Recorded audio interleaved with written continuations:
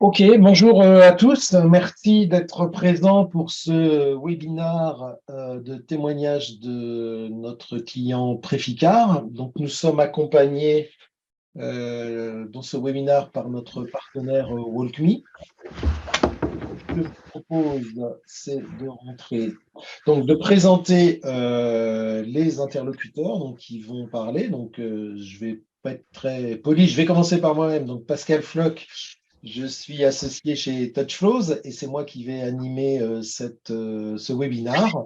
Donc, je serai accompagné par Préficard, donc Marie-Caroline Pollack, qui est CIO, donc qui vous présentera la société, le projet, et puis Benoît Couturier, qui fera une petite démonstration de la solution Walkme sur l'environnement Préficard. Nous avons également le plaisir d'accueillir Olivier Arnaud, qui est le directeur commercial de Walkme en France. Et Olivier fera une présentation, une petite présentation de Walkme et une démonstration qui, elle, sera plus axée sur la partie analytics. Donc, comme ça, vous aurez une vision un peu plus globale des possibilités de la solution Walkme. En termes d'agenda, donc je suis dans l'introduction, je ferai une petite présentation de TouchFlows, vous expliquer qui nous sommes. Ensuite, donc, je passerai la parole à Olivier qui présentera Walkme et présentera donc la solution surtout sur la partie analytique de Walkme. Ensuite, je passerai la parole à Marie-Caroline pour présenter Préficard et la solution.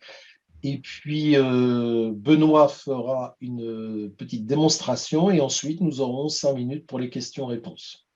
Je suis accompagné dans ce webinaire par Eric Zouari, qui est également associé chez TouchFlows, qui va prendre vos questions. Donc, vous avez la possibilité de poser vos questions par écrit. Ce que je vous propose, c'est qu'on regarde à la fin, dans la partie questions-réponses, je demanderai à Eric de peut-être de nous présenter quelques questions. Et si nous n'avons pas le temps de répondre à tout le monde, eh bien nous enverrons les questions, les réponses par écrit, on les partagera avec tous les participants.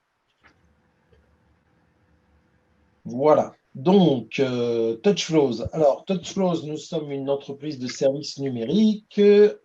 Nous existons depuis fin 2013 et nous avons découvert les solutions d'adoption digitale très tôt, puisqu'on a démarré fin 2013 et on a signé un premier accord de partenariat avec Walkme en 2014.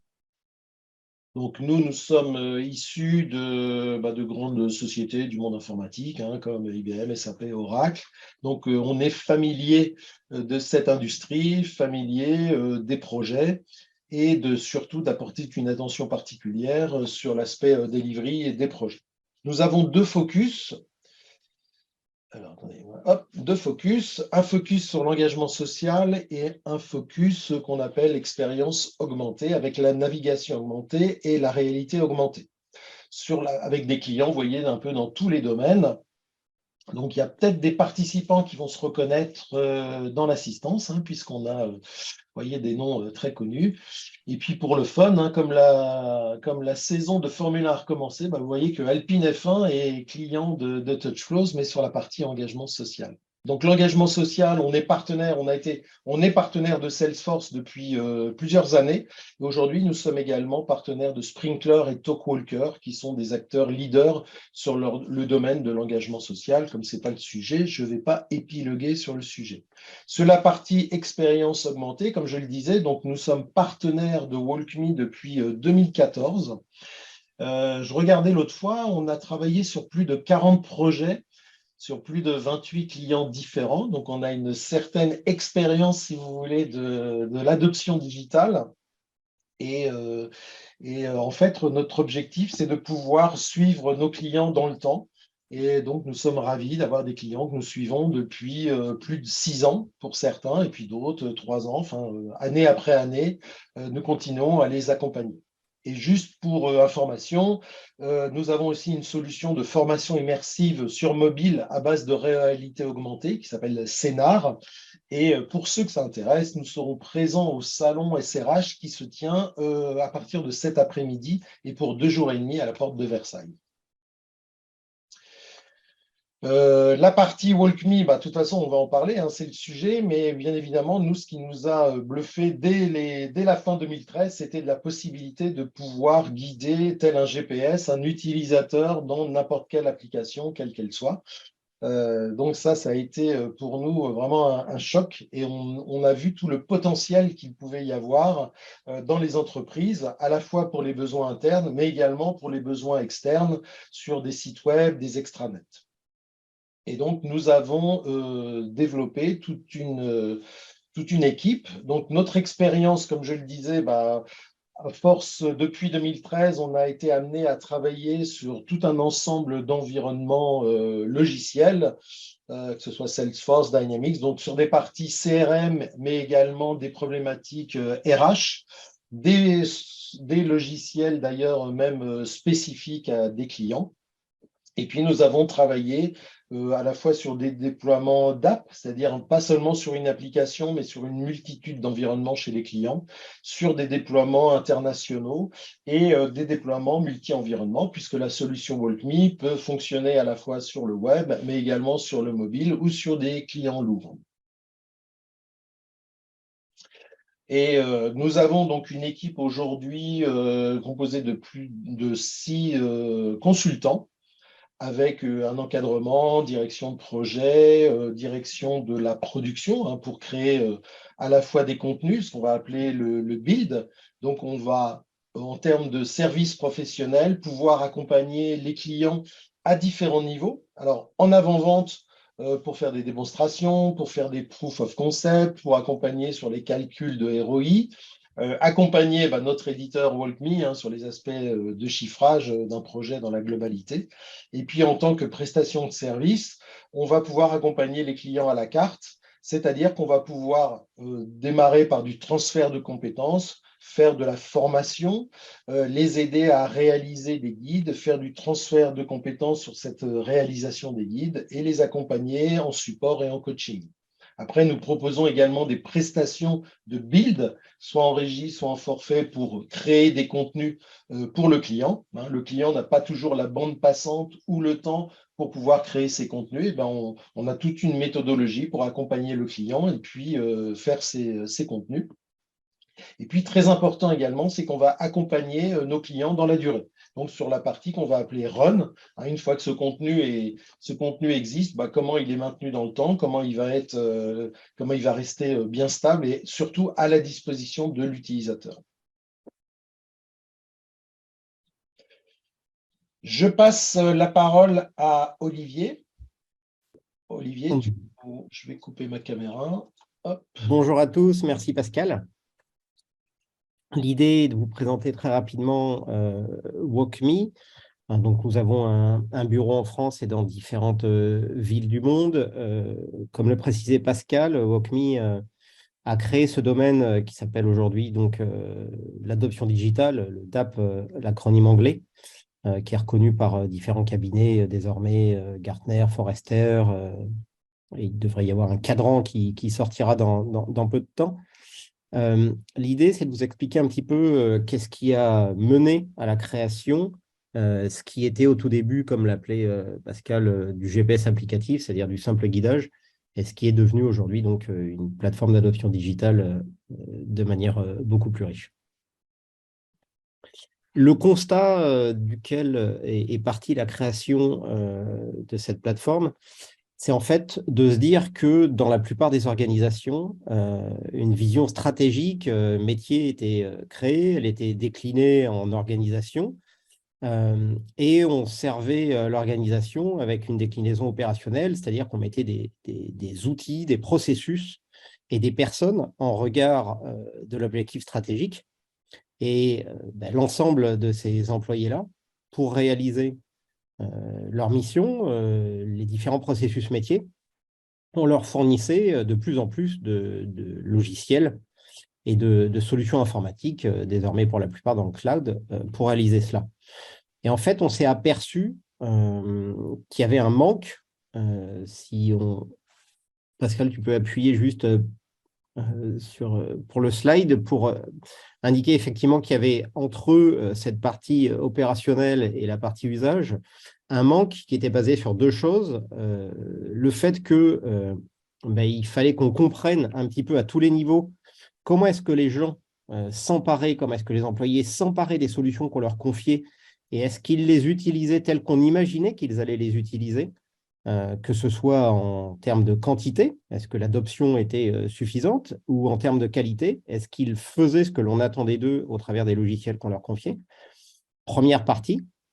Et enfin, comment faire pour que, à chacune des étapes de ces processus métiers, les utilisateurs puissent agir comme s'ils avaient assis à côté d'eux un expert qui leur donne à chaque fois la bonne information pour réaliser les choix qu'ils ont à opérer dans le cadre de ces processus métiers.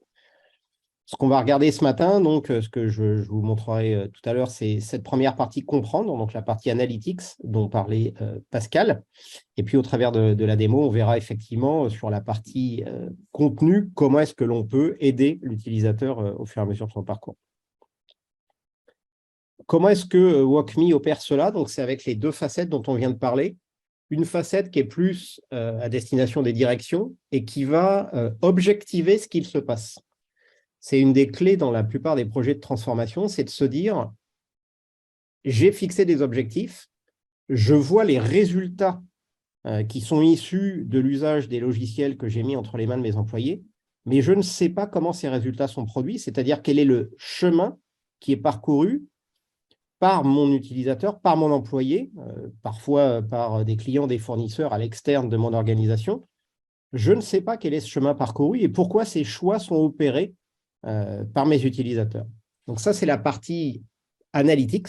Comment est-ce qu'on va pouvoir poser sur la table des faits qui sont incontestables et qui vont montrer, illustrer comment les utilisateurs se sont emparés des logiciels qu'on leur confie.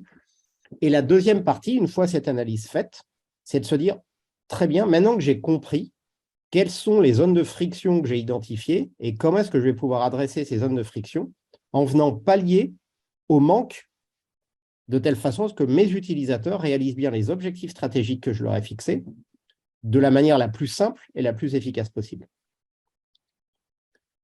Et ça peut intervenir à différentes phases des projets.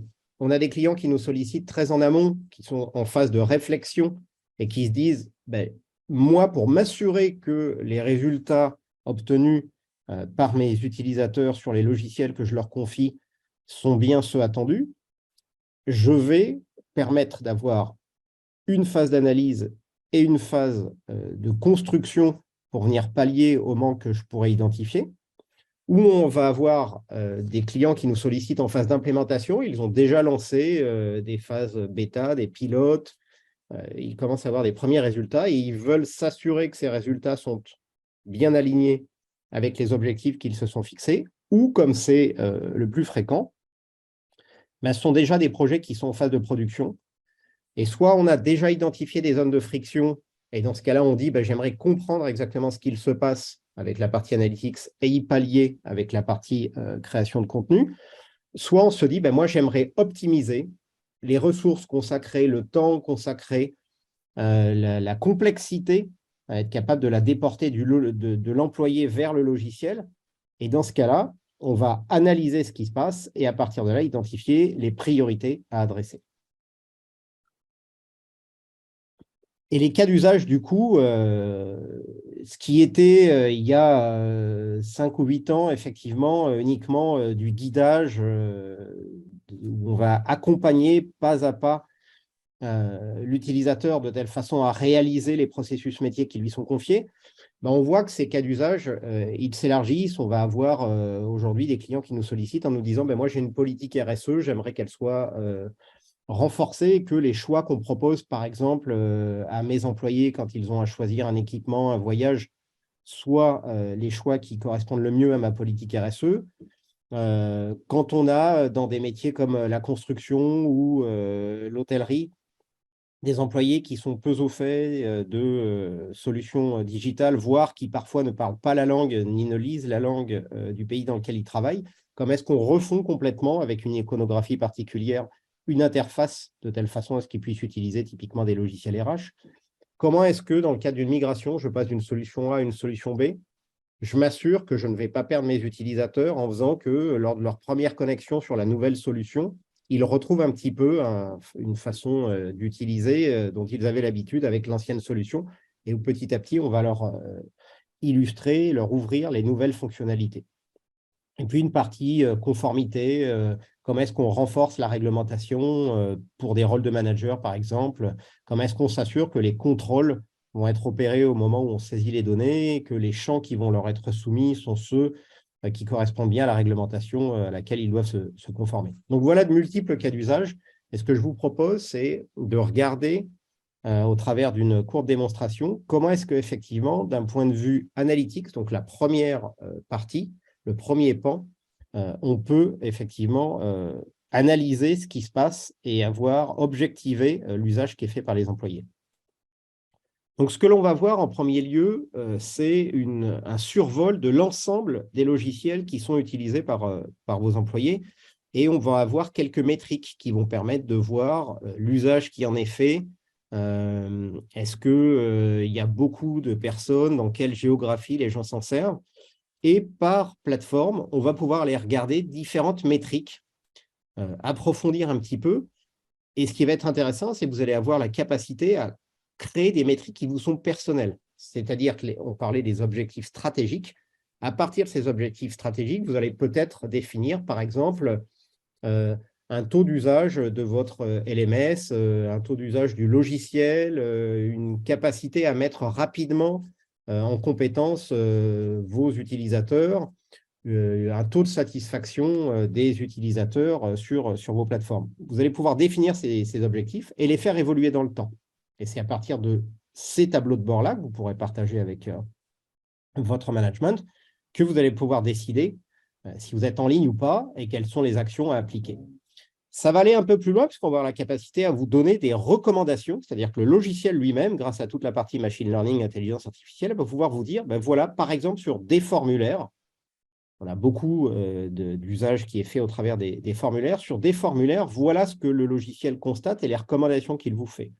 Bien entendu, il va détailler ça au travers de différentes métriques, mais sur un formulaire spécifique, on va pouvoir aller regarder ce qu'il se passe. On vous parlait tout à l'heure d'objectiver. Et l'idée, c'est de dire, ben voilà, par exemple, ce formulaire-là, ce que l'on constate sur les différents champs qui constituent le formulaire, c'est que par exemple sur le nombre de clics, où vous le voyez sur le taux d'erreur qui est constaté sur tel ou tel champ. On voit par exemple là que sur le champ libre, il y a énormément d'erreurs qui sont constatées. On va constater de la même façon le temps qui est passé par mes utilisateurs. Est-ce qu'il est normal que sur tel ou tel champ, mes utilisateurs passent tant de secondes? Et s'ils y passent du temps, pourquoi est-ce qu'ils y passent du temps? Est-ce que c'est parce qu'ils n'ont pas la bonne information?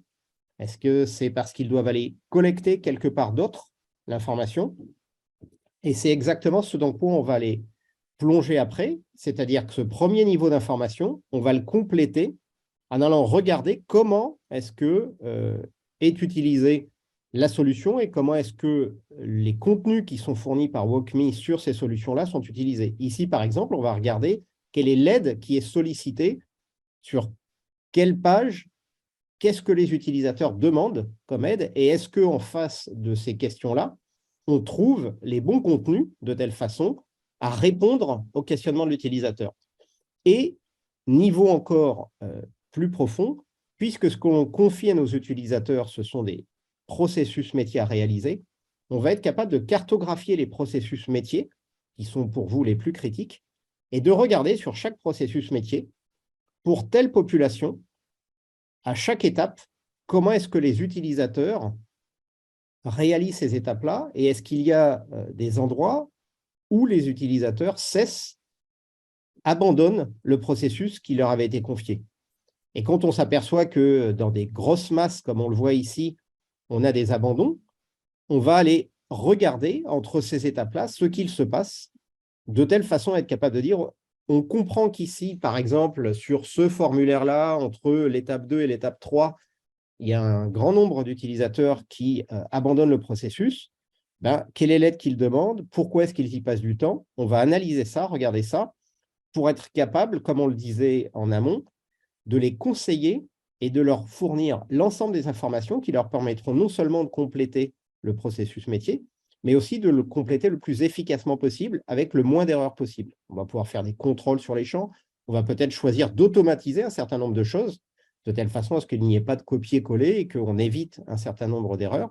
Et tout cela, on va pouvoir le réaliser par des populations que vous allez segmenter vous-même, des géographies, des types de rôles à l'intérieur de l'entreprise, des gens qui ont rejoint l'entreprise depuis 6 mois, 1 an, des gens qui sont nouveaux sur leur poste, des gens qui travaillent sur une certaine typologie de produits.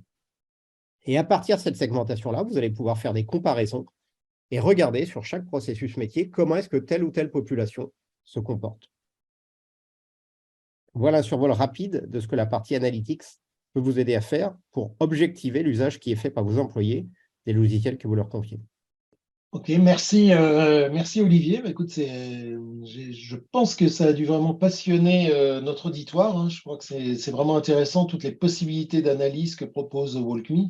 Je crois qu'on peut préciser qu'en plus, tout ça fait partie des fonctions standards de la licence, hein. Donc ça, c'est important également de le noter. Donc, merci Olivier. Et je vais passer maintenant la parole, on va revenir sur la présentation, et je vais passer la parole à Marie-Caroline.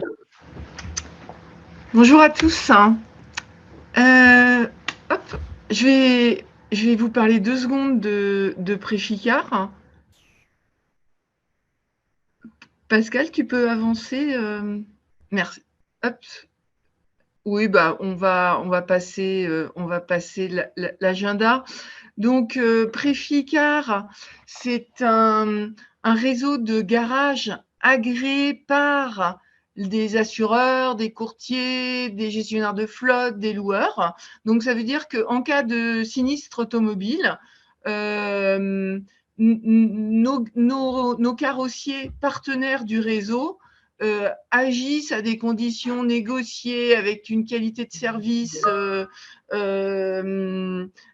garantie, avec un coût moyen plus bas que chez un garage lambda, et en garantissant des services tels que notamment la mobilité de l'assuré pendant la réparation. Donc voilà, ça c'est le métier de Préficard. Donc aujourd'hui, Préficard, c'est 1650 garages partenaires. On fait plus de, en gros, 200 000 réparations par an pour le compte de nos partenaires. Et globalement, par rapport au coût moyen dont je parlais juste à l'instant, on économise 400 € aujourd'hui. Et ça ne va aller qu'en s'intensifiant avec l'inflation sur les pièces de rechange. Notre marque de fabrique, attends 2 secondes. Notre marque de fabrique, c'est le service à domicile.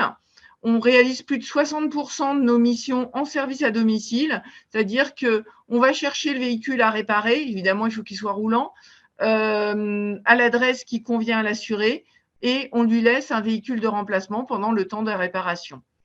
90% des rendez-vous sont pris dans les 10 jours pour la réparation, et on a une très bonne satisfaction des assurés sur nos services. Donc, Préficard, c'est un ensemble d'entités. Donc, il y a Préficard dont je viens de vous parler, donc la réparation, qui s'appuie sur des outils brandés My Préficard, sur lesquels on a WalkMe, donc on va en parler juste après. On a Alphascale, qui là intervient pour des partenaires en Europe de l'Ouest, donc en France, en Espagne, en Italie, en Allemagne, en Belgique. Et c'est l'optimisation des pièces de rechange pour optimiser le coût de la réparation pour nos partenaires assureurs, tout en garantissant la marge des réparateurs et avec des partenariats auprès de distributeurs. Et Préfi Control, qui agit pour des partenaires Préficard, pour proposer des services de chiffrage et optimiser le coût d'expertise quand cela est possible. Benoît, tu veux… Vas-y. Donc là, on va vous présenter, bonjour à tous déjà, on va vous présenter l'origine du projet. Donc suite au rachat de Préficard fin 2019, on a dû prendre la décision de la refonte totale du système d'information et on a choisi de se baser sur force.com pour le core business. Suite à ce choix, on a aussi dû se poser la question de la conduite du changement et de ce qu'on allait pouvoir choisir comme solution pour accompagner nos collaborateurs internes, mais aussi les 800 réparateurs premium sur les 1600 dont vous parlait Marie-Caroline juste avant. Les 800 réparateurs premium qui ont déjà en leur possession l'outil MyPréficard aujourd'hui et qui, du coup, devaient suivre la transformation et être accompagnés. Jusque-là, vous allez voir après les choix qu'on avait, mais on était sur des solutions beaucoup moins digitales. On était sur du PowerPoint classique, je dirais. Et on a dû donc se poser la question du choix, est-ce qu'on restait sur du PowerPoint ou est-ce qu'on passait sur quelque chose de digital et de vraiment plus, je dirais, transformateur de l'utilisation qu'on pourrait avoir de la formation. Et donc, c'est suite à ce choix qu'on avait et donc aux différentes solutions que vous pouvez voir en haut de l'écran, on a donc shortlisté WalkMe et SharePoint. Donc, soit on passait sur une solution vraiment purement digitale qui nous permettait d'accompagner l'utilisateur dans le changement, soit on restait sur du PowerPoint classique avec une formation à l'entrée et après, on espère que l'utilisateur continue de s'auto-former quand il y a des nouveaux arrivants. On a choisi le digital pour plusieurs choses, notamment, donc, comme je le disais, la création et la mise à jour simplifiée pour nous depuis l'outil WalkMe des guides et des processus qu'on pourra digitaliser. Donc l'accompagnement pas à pas qui est vraiment quelque chose qui a été tout de suite bien pris dans l'entreprise et qui a vraiment permis, encore une fois aussi, pour les populations qu'on ne maîtrise pas, puisque les réparateurs sont tous chefs d'entreprise, tous les garages sont chefs d'entreprise et c'est difficile de pouvoir avoir la même écoute, la même communication avec 800 réparateurs qu'on peut avoir en interne. C'est beaucoup plus facile en interne de faire passer les modifications de l'outil, les nouvelles mises à jour, etc. Chose qui va être beaucoup plus difficile et qui nous a obligés à mettre en place différentes choses qu'on vous présentera aussi après, sur notamment la communication avec les réparateurs. Non, vas-y, c'est bon. Je te laisse peut-être reprendre. Oui, donc le projet de refonte qu'il fallait qu'on mène en un an, puisque souvent, dans le cadre de rachat, on a une durée limitée pour sortir des outils existants. Donc, on avait un an pour faire cette refonte de fond en comble. On a structuré le programme de refonte en 5 streams, dont un stream dédié à la conduite du changement. Et donc incluant ce stream la mise en œuvre des guides WalkMe. Ce qui était important, c'est que pour toute la partie conduite du changement et notamment la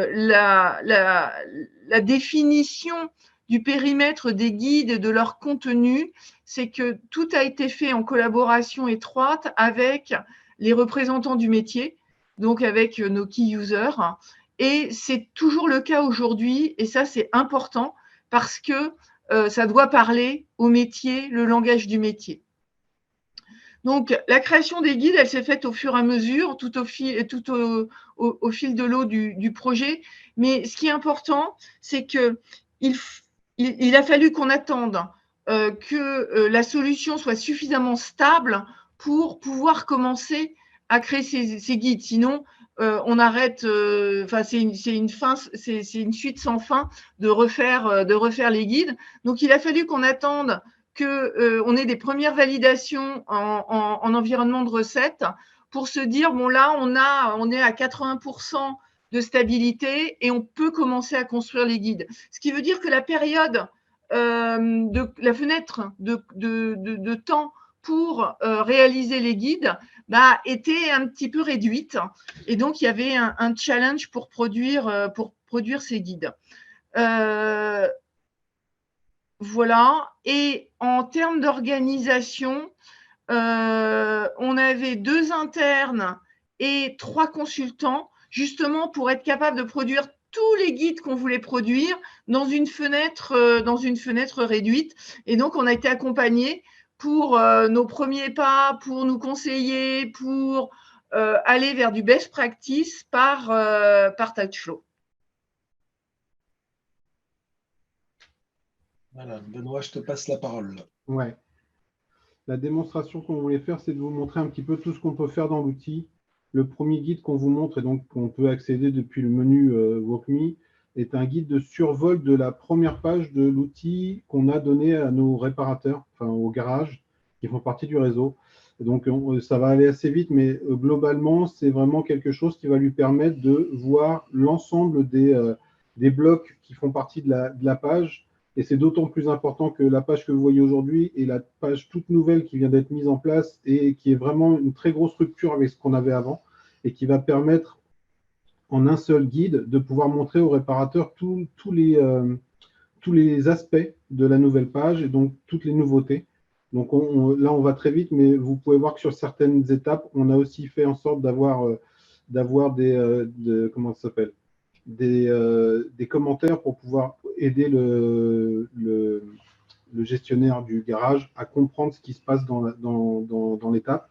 Et donc voilà, là on l'a passé en une trentaine de secondes, mais je pense que le garage va le passer en plus de temps que ça. Il va prendre le temps de comprendre ce qu'on lui a écrit dedans et vraiment s'imprégner de la nouvelle page et de la façon dont on a refondu cette page qui lui permet maintenant de faire beaucoup plus de choses qu'avant.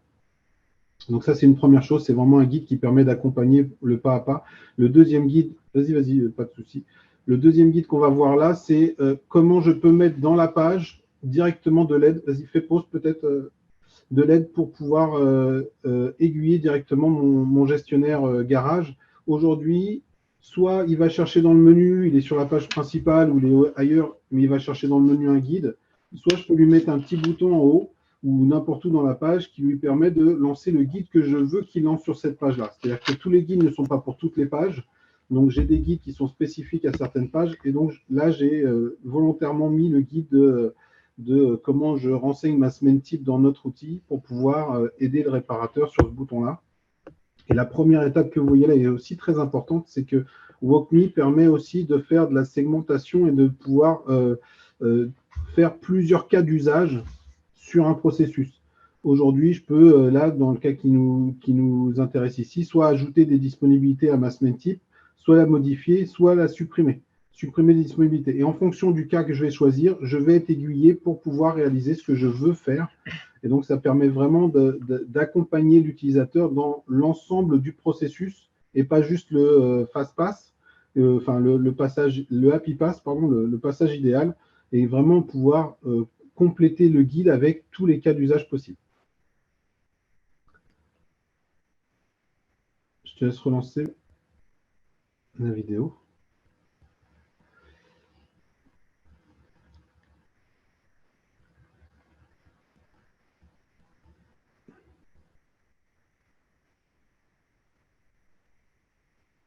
Voilà.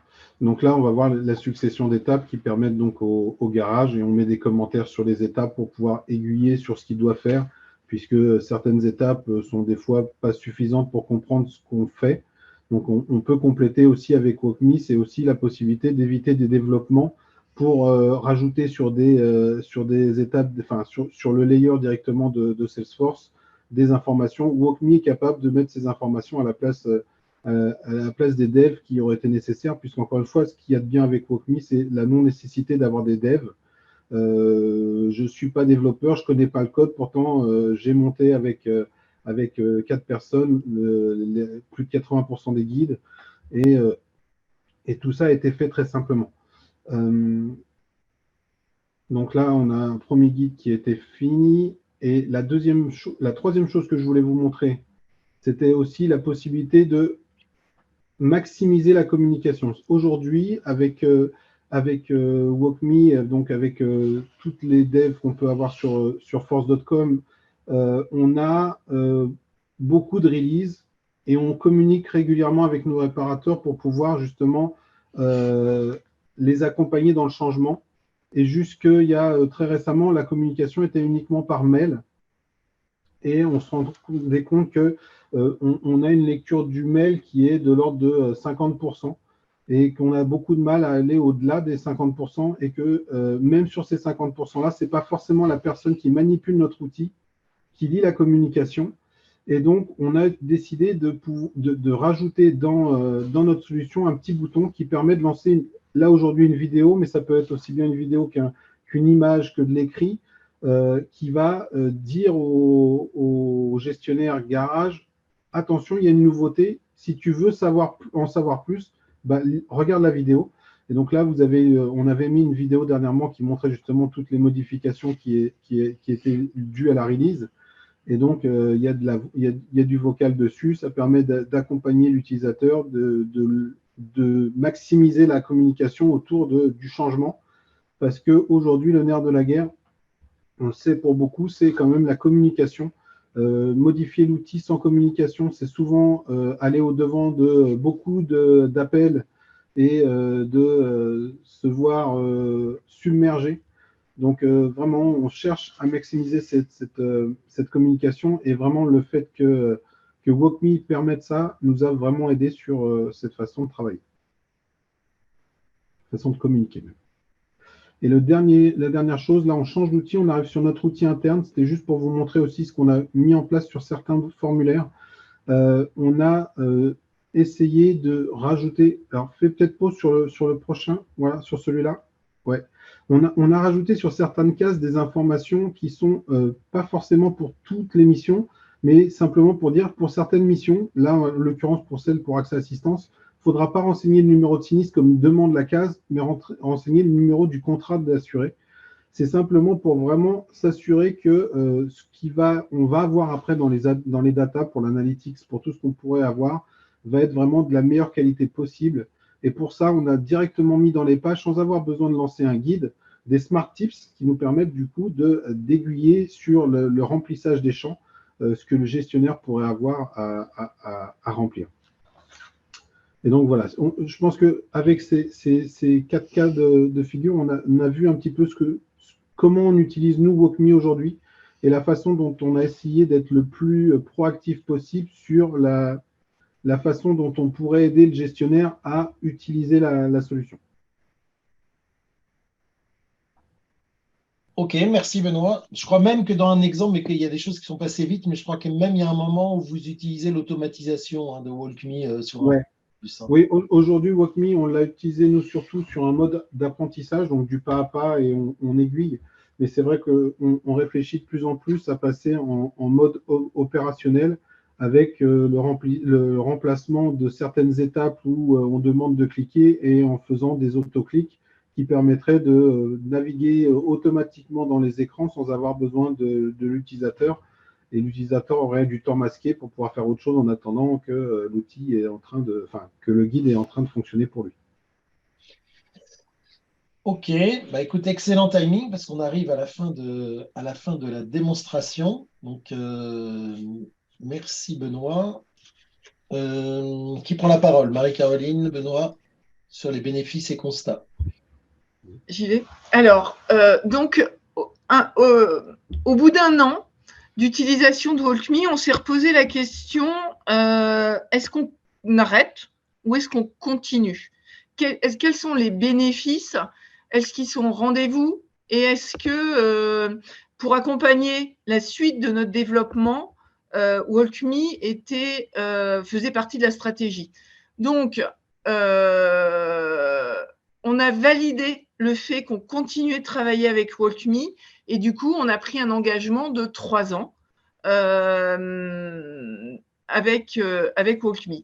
Donc, les principaux bénéfices qu'on a pu évaluer au bout d'un an, c'est effectivement de faciliter la formation des nouveaux utilisateurs. Qu'on soit, nous, Préficard, en face des réparateurs, donc pour les former. Et notamment, là, on va avoir la formation cette année de nos 800 autres réparateurs non premium.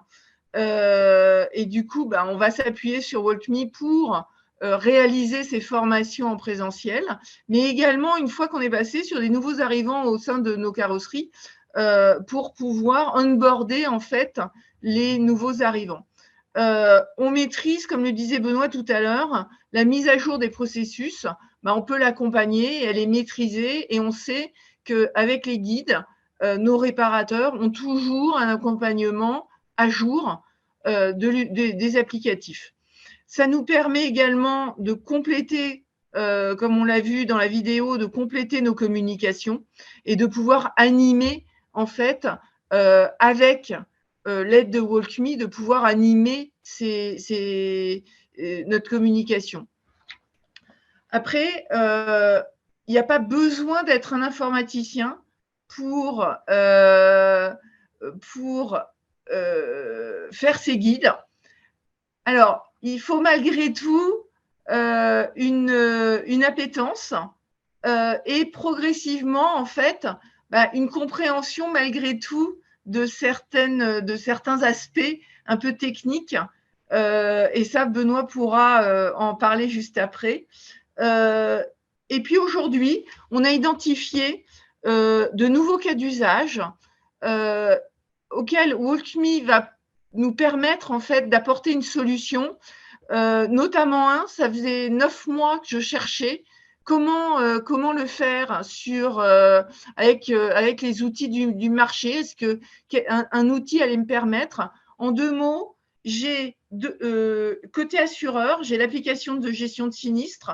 Côté Préficard, on a le portail assureur qui permet à l'assureur de venir voir des disponibilités au sein de notre réseau et de pouvoir booker des rendez-vous. 2 mondes de systèmes informatiques différents, 2 mondes séparés pour des raisons de sécurité. Et comment je peux éviter aux gestionnaires sinistres de ressaisir, de faire de la double saisie dans le portail assureur? Et en fait, grâce à Walk.me et aux réflexions qu'on a pu mener avec Walk.me et TouchFlow, on a trouvé que Walk.me pouvait nous aider à faire ça. Et donc, j'attends notre premier partenaire pour pouvoir faire le POC et vérifier sur pied que ce cas d'usage est adressable avec Walk.me. Mais voilà, donc on n'a pas fini de découvrir en fait les capacités et de ce qu'on peut faire avec cette solution. Cependant, et là je passe la main à Benoît, sur le slide suivant. Voilà. Ouais, cependant, on s'est rendu compte, et c'est quelque chose qu'on n'avait pas adressé au départ, on savait que la mise en place allait nous prendre du temps, et c'est pour ça qu'on avait recruté 3 personnes supplémentaires. On ne s'était pas rendu compte que ça allait être quand même aussi coûteux et qu'il faut quand même garder quelques notions de contrôle sur ce que Walk.me peut faire. Aujourd'hui, quand j'ai des nouvelles releases Salesforce, je suis obligé de repasser sur tous les guides pour regarder si je n'ai pas de la régression sur le suivi du guide. Et donc ça a un coût et ça doit rester en tête pour les utilisateurs de la solution de construction des guides. Parce qu'aujourd'hui, encore une fois, c'est pas compliqué, c'est juste chronophage. Et c'est aussi pour ça que ça nous a amené à décider de plus en plus, pas de limiter les guides, mais de s'assurer que le guide va avoir une utilisation. Et donc de commencer à avoir des métriques dessus, chose qu'on n'avait pas forcément vue au départ. On nous demandait un guide, on faisait un guide. Aujourd'hui, avant de faire un guide, on va voir l'utilité de l'usage qui va en être fait. Et on va regarder, puisque plus je vais rajouter de guides, plus je vais avoir de tests à faire derrière. Et donc, plus je vais potentiellement augmenter le temps que je vais avoir à retester sur les nouvelles releases. C'est aussi pour ça qu'avec Marie-Caroline, on a mis en place un outil qui va tester les guides automatiquement. Et aujourd'hui, on n'en a que 3 sur les presque 60 guides que je peux avoir à disposition qui sont sous sous test automatique, mais le but est d'arriver à avoir plus de 50% des guides sous peu pour pouvoir justement minimiser le temps de test. Encore une fois, WalkMe nous fait gagner un temps fou sur la formation, sur maintenant la communication. Enfin, il complète sur la communication, mais on doit garder en tête que WalkMe peut aussi être très chronophage sur la partie run, tout simplement puisque vous changez le format de la page. Au tout début, avant qu'on nous mette DeepUI, qui est une fonctionnalité qui a beaucoup stabilisé les guides WalkMe sur la première année, je changeais un tout petit peu l'écran. Mon guide n'était pas foutu, mais je devais refaire des sélections à plein de niveaux pour m'assurer que le guide fonctionne correctement. C'est aussi pour ça que Marie-Carole nous disait que on a attendu que l'UAT soit beaucoup plus stable de notre côté pour pouvoir justement commencer à développer les guides, puisque sur une UAT qui serait un petit peu, enfin, qui bougerait régulièrement, sans DeepUI, les guides étaient cassés tous les 2 jours. Et donc, c'était beaucoup plus compliqué. Une fois qu'on a eu DeepUI, c'est vrai que la stabilité a été vraiment rendue beaucoup plus stable, je dirais à 95% plus stable, ce qui est vraiment pas anodin. Et donc voilà, donc WalkMe est quelque chose d'hyper important maintenant pour nous, mais il ne faut pas perdre de vue que c'est chronophage et que ça prend du temps. Aujourd'hui, on n'est qu'une équipe de 2 personnes et c'est vrai que on n'est pas dédié à WalkMe à 100%, puisque donc, je suis responsable d'audit et processus au sein de la structure Préficar et que du coup, je suis aussi là pour les audits. Mais ça a une certaine synergie justement avec mes 2 métiers, ont une certaine synergie, puisque quand je vois des audits et que dans mes audits, j'ai des problématiques, si j'ai un guide qui était sur cette problématique-là, je pourrais renvoyer les utilisateurs vers le guide. Et donc vraiment, WalkMe aujourd'hui est au cœur de notre formation, mais c'est aussi au cœur des tests que je peux faire au jour le jour suite aux différentes releases de la solution. Et malgré tout, on a des fois aussi besoin de TouchFlow en expertise et en coaching, notamment quand on est sur des systèmes un petit peu moins… quand on est sur du spécifique Salesforce et qu'on n'est pas sur le régulier. Et là, on a des fois des soucis pour sélectionner une case. Et là, TouchFlow est toujours là en seconde main pour pouvoir nous aider à sortir ce qu'on appelle dans le jargon une jQuery. Alors, je ne sais pas si ça parlera à tout le monde, mais moi, ça ne me parlait pas avant de l'entendre. Et donc, qui permet de sélectionner la case directement dans la page sans avoir à passer par une sélection avec la flèche. Donc voilà, donc c'est vraiment quelque chose qu'on voulait mettre en constat, c'est que sur tous les aspects formation, etc., WalkMe est vraiment exceptionnel parce que ça nous a permis de faciliter la compréhension de l'outil et donc dans la conduite du changement, c'est vraiment très important pour nous. Mais il ne faut pas perdre de vue que ça a un coût et que ce coût est à mettre sous garde, en fait, je dirais, pour être sûr de ne pas dévisser le budget ou le projet. Ok, merci Benoît, merci Caroline. Bah, je pense que c'est vraiment intéressant d'avoir ces témoignages de clients. Donc je crois qu'on va arriver à la partie dans démo, ça on l'a fait, et questions-réponses. Donc je vous propose peut-être d'arrêter le partage, de tous remettre nos caméras. Et donc, Eric, est-ce que tu as pu relever les questions?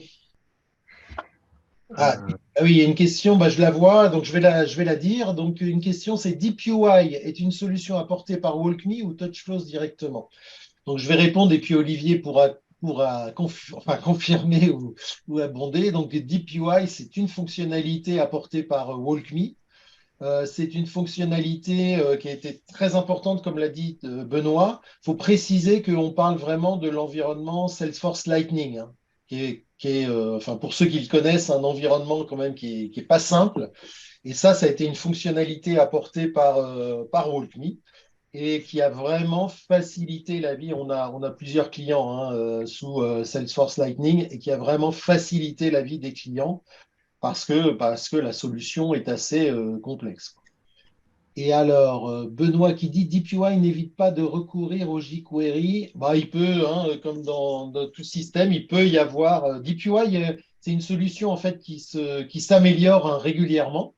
Bah, si elle s'améliore régulièrement, ça veut dire qu'il y a peut-être encore parfois des cas particuliers, et surtout quand on ne parle pas de standard, mais plutôt de spécifique. Donc voilà, on peut être encore amené parfois à faire du jQuery, mais dès que la solution DeepUI montre bah, qu'elle assure je dirais la continuité, on abandonne les jQuery. Si je peux compléter, effectivement, le but de DeepUI, c'est au travers du machine learning de faire de l'apprentissage. Et en gros, quand on a sur des solutions comme Salesforce, par exemple, ou d'autres solutions leaders sur leur marché, beaucoup de connexions. On a plusieurs millions de connexions sur ces solutions-là. En fait, on va apprendre, c'est-à-dire qu'on va s'apercevoir que dans un processus, par exemple, de création d'opportunités, le champ où on va identifier le prospect, il est à cet endroit-là, sur cette page-là. On travaille main dans la main avec les éditeurs de telle façon à ce que sur les nouvelles versions, on puisse les avoir en avance de phase et de la même façon identifier où sont les champs. Et donc, au travers de toutes les connexions que nos utilisateurs font, on va apprendre et savoir que ce champ-là, même s'il bouge, c'est bien à cet endroit-là qu'il est là et c'est bien lui, de telle façon qu'on puisse l'identifier, qui va correspondre à cette étape-là et à cette information-là. Bien entendu, si on est sur quelque chose qui a très peu d'usage, parce que c'est complètement nouveau, parce que c'est du spécifique ou des choses comme ça, parfois, sur l'identification du champ, il va falloir qu'on fasse un petit travail supplémentaire qui, s'il est généralisé, sera temporaire, ce travail-là, puisque DeepUI le prendra en compte plus tard, et qui, s'il est vraiment très spécifique, devra être maintenu effectivement sur ce traçage particulier. Mais la généralisation, c'est bien entendu de faire que les clients WalkMe n'aient pas à faire ce travail-là et que ce soit fait automatiquement. Alors, peut-être pour compléter ta réponse, une question de Mathilde qui dit, vous pensez que vous n'en auriez pas eu besoin si cela avait été sur un environnement S4HANA, mise en regard de la complexité dont on vient de parler sur Lightning? Je laisse répondre, Olivier, là-dessus. Je ne sais pas si… Je ne suis pas sûr de comprendre la question parce que je ne pense pas que la notion de est-ce qu'on a besoin de DeepUI dépende de la plateforme. Comme je le disais, c'est lié effectivement à la fréquence d'usage et donc à l'apprentissage que WalkMe aura pu faire de telle ou telle solution. On a du DeepUI sur du Salesforce, on a du DeepUI sur du Workday, on a du DeepUI sur du SAP Concur, sur des choses comme ça. Donc, ça va plus dépendre du nombre de clients et d'utilisateurs qu'on aura sur une plateforme au travers de l'apprentissage qui en sera fait du coup, est-ce que c'est du SAP Forana ou des choses comme ça. Donc, c'est une plateforme comme Salesforce, elle est extrêmement, ça fait partie des plateformes sur lesquelles WalkMe est le plus utilisé. Donc, on a déjà un niveau d'automatisation et d'entraînement, j'allais dire, d'apprentissage qui est très fort par DeepUI. Et de toute façon, c'est une fonctionnalité standard dans le produit hein, qui est fournie. Donc, c'est pour éviter aux clients de se poser justement ce type de questions, quoi, hein, l'accroche, etc. Alors, est-ce qu'on a d'autres questions? Est-ce que ça amène d'autres questions, cet échange? Non, pas pour le moment. Eh ben, écoutez, on a un peu dépassé le timing, mais bon, je pense que c'était quand même super intéressant puisque je crois que tous nos participants bah, sont restés hein, pendant tout le webinaire. Donc, je voulais remercier bah, notre client, bon, Marie-Caroline et Benoît. Merci pour ces explications très claires, pour votre franc-parler mais pour votre satisfaction, hein, parce que votre engagement pour 3 ans, bah, en effet, et puis votre décision de continuer avec WalkMe montre bien l'intérêt. Je pense que Benoît a bien insisté dessus. Je voulais remercier Olivier également, le directeur commercial de WalkMe France. Nous, bah, vous voyez, c'est un partenariat qu'on a depuis, je l'ai dit, hein, début 2014. Et voilà, on veut continuer ensemble. Je pense qu'il y a encore énormément de potentiel et énormément de choses à faire. Et puis, ça reste toujours très intéressant d'avoir bah, nos clients qui témoignent. Hein. Et quand un client accepte de témoigner, bah, c'est aussi la preuve qu'il a envie de montrer et partager ce qu'il a fait. Olivier, je te laisse peut-être passer un message parce que je crois que vous avez fait une initiative là, sur la France. Donc, ça peut être intéressant peut-être d'en parler 2 secondes. Oui, tout à fait. Donc, le Bureau France, il est relativement récent, hein, puisqu'il date de maintenant 18 mois, avec pour objectif, effectivement, de créer de la proximité avec nos clients stratégiques et de pouvoir les accompagner dans la culture et la langue française. On sait tous combien c'est important quand on travaille pour des sociétés anglo-saxonnes.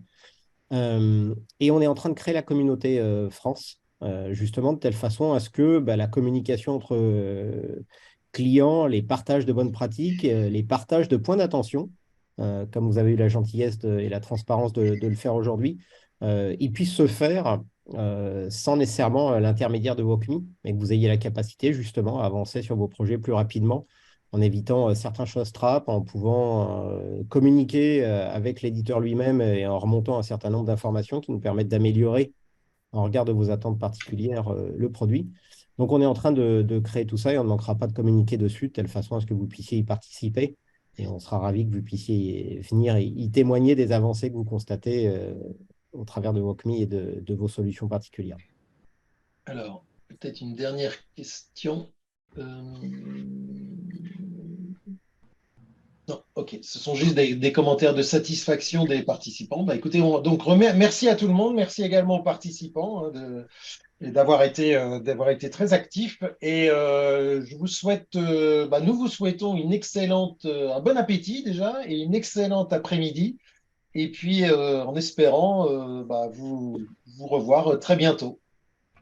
Bonne journée à tous. Merci Bonne à tous. journée, au revoir. Bonne journée.